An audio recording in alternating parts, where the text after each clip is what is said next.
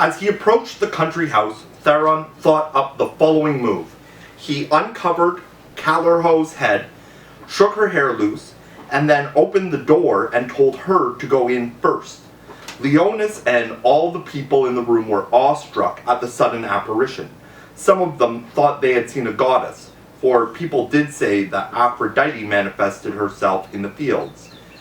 There they were awestruck when Theron came in behind, went up to Leonis, and said, "Get up and see to receiving the woman. She is the one you want to buy."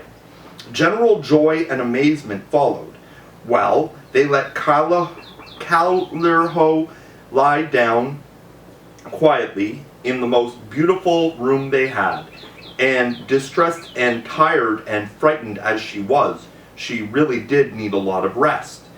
And Theron took Leonis by the hand and said, "There you are. My part of the bargain has been carried out faithfully. As for your part, you can take the woman now. You're a friend of mine from now on. After all, go into town, get the legal documents made out, and then you can pay me whatever price you want." Leonis wanted to counter this. "Indeed not," he said. "I'll trust you with the money here and now, and not wait for the contract." At the same time, he also wanted to secure an option on the purchase, since he was afraid Theron might change his mind after all. There were many men in the town who would want to buy her. So he pressed on him a talent of silver he had brought as a deposit. Theron made a show of refusing, but took it. When Leonis wanted him to stay for supper, it was in fact getting late. He said, "I want to sail to town this evening. We'll meet tomorrow at the harbor." With this they parted.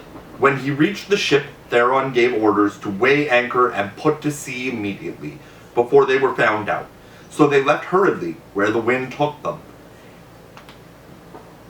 Callirhoe, left to herself, was free now to lament her lot. "There," she said, "another tomb in which Theron has shut me up. It is more lonely than the first. My father would have come to me there, and my mother, and Chaereas would have poured out his offering of tears over me, and even dead I should have known. But whom can I call on here? Fortune, your curse is on me. You are pursuing me on land and sea. You have not had your fill of my misfortunes. First, you made my lover my murderer.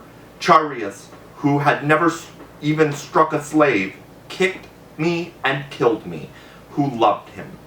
And then you gave me into the hands of tomb robbers and brought me out from the tomb onto the sea, and set over me the pirates who were more frightening than the waves. My celebrated beauty I was given to this end, that the brigand Theron should get a high price for me.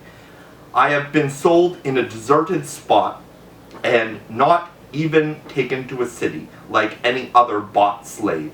Fortune, you were afraid people might see me and think me nobly born. That is why I have been handed over like mere chattel to I know not whom, Greeks or barbarians or brigands once more." And as she beat her breast with her hand, she saw Chaereas' portrait on her ring. She kissed it and said, "Truly I am lost to you, Chaereas, separated from you by so vast an ocean.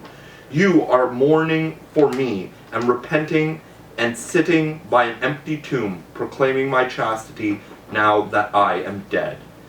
And I, Hermocrates' daughter, your wife, have been sold this day to a master."